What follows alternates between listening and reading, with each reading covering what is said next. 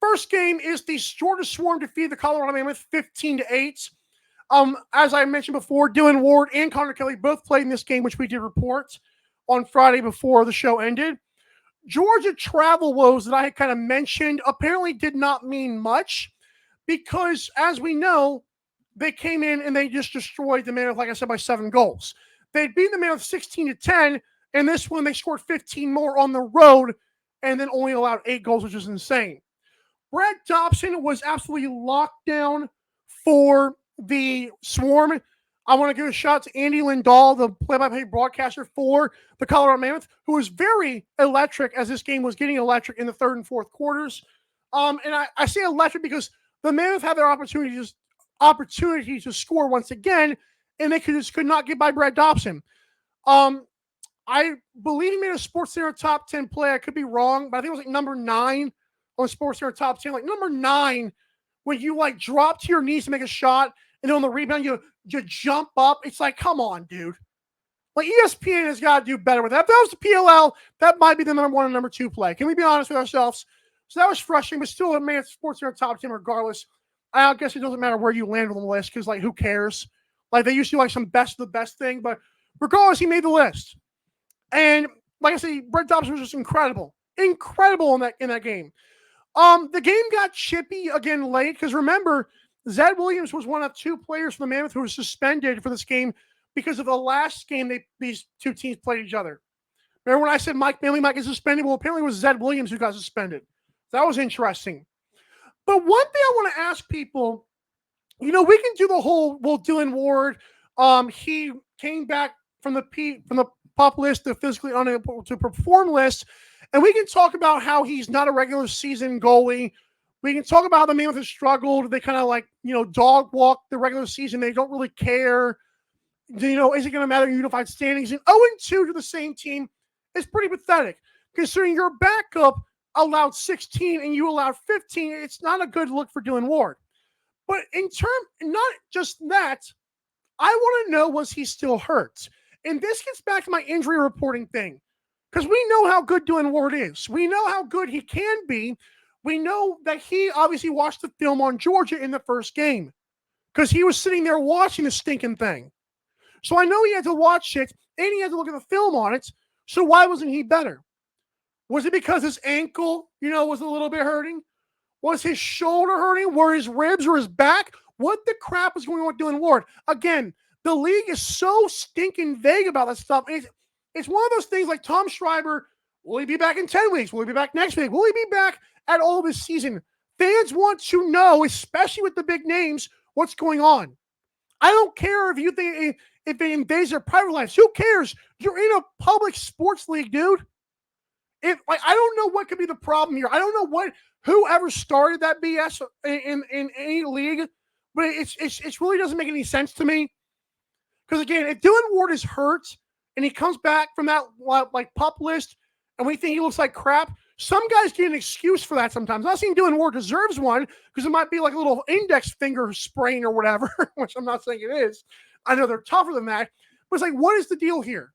We need more of this. And even if you don't give me the length of time, at least tell me, hey, he hurt his back or whatever. Because I'm like, okay, that explains why you give up 15 stinking goals. Like, that's a lot. That's a lot for a team who just barely scored against Vancouver, and they come in and drop 15 right on your buckets. Like, that's not a good thing. So was Dylan Ward hurt? And again, the whole injury thing, I hate doing the big picture thing every single time. You kind of have to wonder, though. Remember, tickets.12onsports.com is the place to be. Use this QR code to scan it now. As I transition to the next game, it's the Toronto Rock, who, I'll be honest, had quite a battle. I remember I said last year, those purple, pesky kitty cats, those purple Panthers.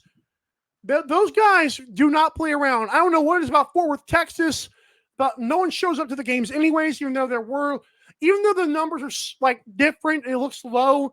I think 2,800 is actually a good number for them because I think the city looks like some more people showed up. Even Proud of the City podcast, Daniel Martin was saying he actually saw more fans in the building, so that was nice to see. Regardless of the fact, Mark Matthews and this Toronto Rock team without Tom Schreiber, remember the first time these 2 teams ever played each other, and it was a tough game. despite the game being 9-5 late in the third quarter, the Panther City, those Purple Cats, they came back, they kept fighting, and they led 10-9 in the fourth quarter until Mark Matthews, running to his left, swings a shot, bingo. Mark Matthews, the next offensive possession, slings a shot, bingo, hits the back of the net, and Toronto Rock win the game and cover the 2.5, barely 13-10. But we do thank them for that, for doing so. But this game went about, I don't think even I expected a heart attack by the Toronto Rock. I didn't feel like we were going to see Panther City give them a stroke, although that's pretty much what this game was. Because like I said, 9-5, you're like, okay, we got control. And then Panther City's like, no, we ain't done yet. Callum Crawford, John Donville, Bill Caputo, Will Malcolm, those boys play.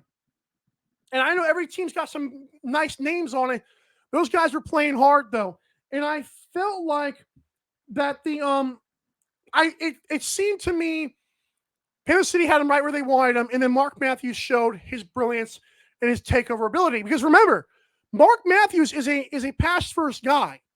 The first 2 games this team has played, they were at Philadelphia, and he had 4 goals in his debut. Then this game, he has 2 go-ahead goals, well, a tire and a go-ahead goal, which ends up being the game-winning goal in the stat sheet. And I think that's a big deal. Because when if Tom Schreiber comes back, you have to wonder, is he going to let Mark Matthews score? Because both those guys can pass, but we know Tom Schreiber historically has been more of a shooter. So you have to wonder, Mark Matthews can do this. It's like, what was Saskatchewan missing letting this guy just have 70 assists and only 20 or 30 goals? This dude's a champion. He was showing it. Next game is a game that happened on Saturday. The Rochester Nighthawks, who started very slow in this game. Again, I don't know what it is about Rochester. Maybe it's the lack of Stephen Keogh. I doubt that that's the full reason why this is happening. But Rochester, granted, they weren't trailing horribly late in this game. They were still trailing to start the game, and then Vancouver, we found out who the better team was in the end. But 13-11 is not a bad deal at all. Now, over 24.5 would have been nice, because I believe that was the total for this game. Might be 23.5, I don't know. But we were right on the total, so that kind of stunk. But Rochester showed their guns. Connor Fields kind of got things going in the second quarter. Rochester led by a little bit at the end of the halftime. And then third and fourth quarters, Rochester kept them right at arm's length, kind of like a little stiff arm on the game. But the bigger story of this game was that once again, Riley Hutchcraft comes in and saves the day, literally in terms of the word save. Ryland Hartley gave up, I believe it was 8 goals through 3 quarters in 7 minutes. They put in Riley Hutchcraft in the clutch, and he's just not today, Vancouver Warriors. So first of all, Kurt Molofsky is doing a good job, because the last 2 games they destroyed Georgia, and then this game they come into Rochester and they play him about as well as Calgary and Saskatchewan played him. So that's not a bad deal for Vancouver. Dare I say they might move up my standings for the loss? I don't know what I'm talking about. We'll do that Wednesday. But right now, Kromolowski deserves a lot of credit.